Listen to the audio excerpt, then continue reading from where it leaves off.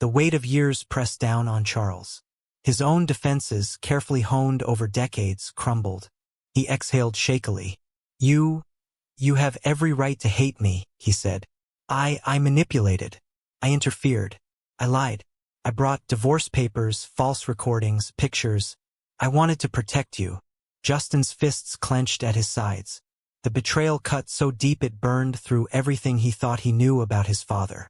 All of it? He demanded. Every single decision. Every step you took to keep me away from her? Every lie. Charles lowered his gaze, voice barely audible. Yes, all of it. I thought I was protecting you. I was wrong. Justin's chest heaved. Rage, hurt, disbelief, sorrow. They all fought for dominance. You lied to me, to her, to both of us. You decided what was best for my life without even asking me. Do you realize what that did? To me? To Annabelle? To Sarah? The older man flinched, but he didn't speak further. Words were not enough. They never could be. Justin's eyes softened fractionally as he turned to look at his daughter, playing quietly beside Annabelle. The realization settled in. This betrayal had been the cruelest from the one he had trusted most. I trusted you, he said finally, voice low, cutting through the mall's ambient noise. And you destroyed that trust. Everything I believed about you, about us, was a lie. Charles's shoulders slumped, the enormity of his actions pressing down on him like a weight he could never lift. And for the first time, Justin allowed himself to feel the fracture, the pain, the betrayal. Not just of a father, but of a man who had been manipulated by the same father he had once trusted blindly. Annabelle stood silently, a quiet sentinel beside Sarah, knowing that while the confrontation was necessary, the aftermath would be far messier than any of them were prepared to navigate. Justin's jaw set, his gaze unwavering. You will make this right, he said. Not for me, not for you, for her, for Sarah. And nothing short of the truth will be acceptable. Charles nodded slowly, voice broken. I will tell you everything. No more lies. And in that moment, the first tentative step toward reckoning and perhaps redemption was taken. The grand living room of Justin's mansion was quiet. The afternoon sunlight filtered through the tall windows, casting long, warm rectangles across the polished floors. Justin, Annabelle, Charles, and Sarah sat in an uneasy formation, each aware of the weight of the conversation that had to happen. Justin turned toward the maid, voice calm but firm. Why don't you take Sarah to the playroom for a while? Keep her busy with her toys or whatever she wants. He looked at Sarah and gestured for her to follow the maid, saying, We need a few minutes here. The little girl's eyes sparkled as she looked at him. Okay, Daddy, she said, clutching a small plush bear. She scrambled to the maid, and within moments, the sound of her laughter echoed faintly down the hallway. The door clicked shut behind them, leaving the three adults alone. The tension in the room was almost tangible, pressing against the walls like smoke. Charles cleared his throat, folding and unfolding his hands nervously. I owe you both the truth, he began, voice tight.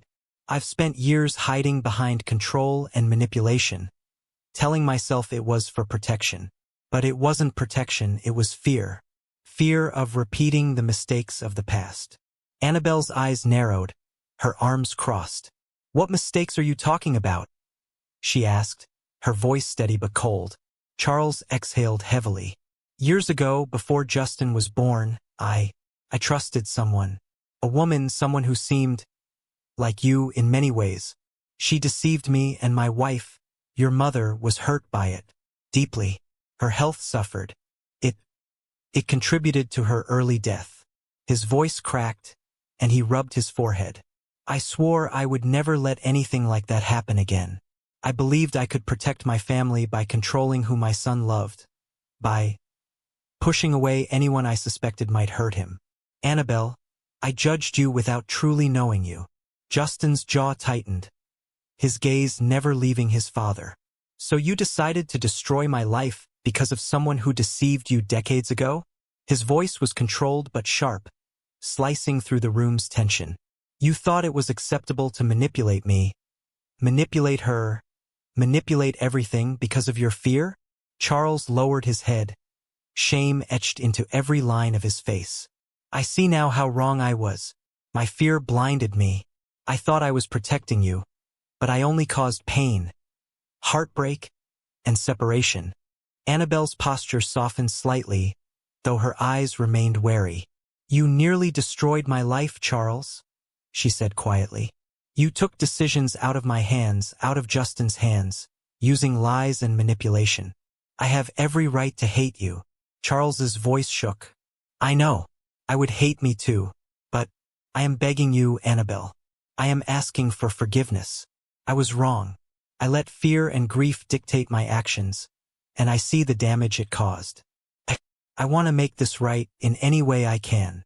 The room was silent for a moment, the weight of his words settling between them. Justin exhaled slowly, running a hand through his hair. Seeing her with Sarah at the mall. I saw something today that I haven't seen in years, Charles admitted quietly. That bond, the way she responds to her, it's real. It's undeniable.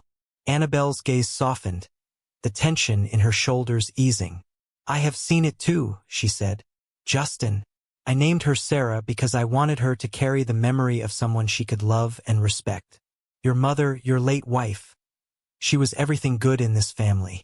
I wanted Sarah to grow up knowing love, knowing where she came from, and to honor the woman she never got the chance to know. Charles gasped, his hand flying to his mouth. I didn't realize. I didn't know you named her after my wife. I thought it was just a coincidence. His knees buckled slightly as he sank into a nearby chair. Oh God, I caused so much pain. All this time, and for what? For fear. And here is this little girl, my granddaughter. His voice cracked as tears pricked his eyes. Annabelle approached slowly, her hand lightly resting on his arm. Not in surrender, but in acknowledgement of the gravity of the moment. Healing will take time, she said softly. But if we are willing, maybe there is a chance for all of us. A chance to be a family again. Charles's gaze drifted to the closed door where Sarah had gone, and for the first time, his expression softened, melting into pure awe. I want to know her. I want to be there for her. For all of you. I failed for too long. Justin exhaled, a hint of relief in his voice. You have a lot to make up for, Dad. And this is only the first step. But maybe it's possible. The tension in the room shifted, not gone, but lighter, fragile yet promising. Charles reached out, tentative, to Annabelle and Justin, and then, as if drawn by instinct, he turned toward the hallway, catching the faint sound of Sarah's laughter. His eyes softened further, awe and love welling within him. She's incredible, he whispered, almost to himself. I don't deserve her, but I will do everything I can to be the grandfather she deserves. Annabelle allowed herself a small, wary smile. It won't be easy, but maybe, just maybe, we can begin.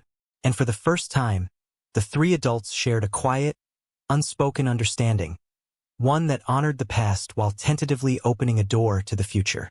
Charles, for the first time, felt a weight lift, replaced by a connection to the granddaughter he had almost never met. And slowly, imperceptibly, a fragile path toward redemption and a unified family had begun. The house slowly settled into a quiet that felt earned rather than empty.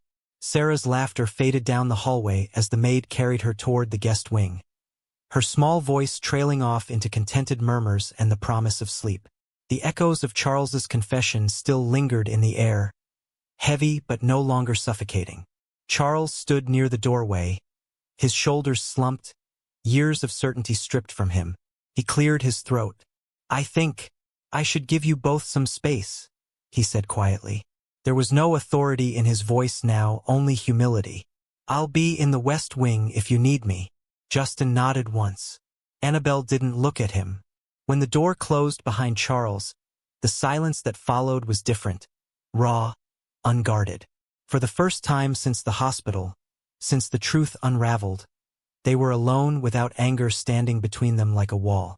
Justin exhaled slowly, rubbing his palms together as if grounding himself. So much was taken from us, he said at last. His voice was low, steady, but there was a fracture beneath it. Years we'll never get back. Moments that should have been ours. He paused, eyes fixed on the floor. I was wrong, Annabelle. So wrong. I believed you could walk away and hurt me like that. I believed you could erase me so easily. Annabelle swallowed, her arms wrapped tightly around herself. I never erased you, she whispered. I carried you with me every day, even when I thought you hated me. Justin looked up then, pain flickering across his face. I'm not trying to reclaim the past, he said. I know we can't rewind time. I'm not asking you to come back to who we were. I want the chance to stand beside you again, to show up, to be there, for Sarah, for you, however you'll allow. The words broke something in her. Annabelle's shoulders sagged, years of forced strength finally giving way. I never stopped loving you, she admitted, her voice trembling. Not for a single day, but I had to survive. I had to be strong enough for her. She lifted her gaze to him, eyes shining. Watching you with Sarah, it healed something in me I thought was broken forever. The air between them tightened, charged and fragile. Without thinking, they drifted closer, breaths overlapping, the space shrinking until it felt unbearable. Justin lifted his hand, stopping just short of her face, fingers trembling. He waited. Annabelle closed the distance. The kiss was sudden, hot, desperate, years of grief and longing crashing together all at once. It stole the breath from both of them, tasted like relief and pain and something dangerously close to hope. They broke apart just as abruptly, foreheads resting together, both shaken. I never stopped loving you, Justin confessed hoarsely. This time, Annabelle didn't hesitate. She pulled him back into her. The second kiss slower, surer, sealing a forgiveness neither of them had planned to give, but could no longer deny. They didn't go further. They chose stillness instead. Arms wrapped around each other, breathing sinking, hearts finally finding a rhythm that didn't hurt. I forgive you, Annabelle murmured. Justin closed his eyes. In that moment, he realized he had forgiven her too. Later, when the house had gone completely still and Sarah slept peacefully in the nearby room, Justin sat alone with his thoughts. Forgiving Annabelle had come from love. Forgiving his father would require something harder. Annabelle joined him quietly, sensing the storm behind his eyes. You don't have to excuse what he did, she said gently. And you don't have to rush forgiveness. Just don't let the anger poison what you're trying to build for her. When Justin finally faced Charles again, his voice was calm but firm. I forgive you, he said. But trust isn't automatic anymore. There will be boundaries. You'll earn your place back in my life, and in hers. Charles nodded, tears streaking his face. I understand, and I accept it. Later still, Justin returned to Annabelle. Sarah slept nearby, curled around her plush bear, peaceful and unaware of the storms that had shaped her world. Justin and Annabelle shared a quiet look. No urgency, no regret. Just the steady understanding that while the past could never be fixed, the future was no longer broken. They sat beside Sarah's bed long after the house had gone quiet, the soft rise and fall of her breathing anchoring them to the present. There was no rush anymore, no urgency clawing at their ribs, just the quiet understanding that something fragile had survived, and something stronger had begun. Time moved forward after that, not in leaps, but in deliberate steps. Justin stopped hiding Annabelle from the corners of his life. The first time he brought her to a family gathering, he did it without announcement, without spectacle.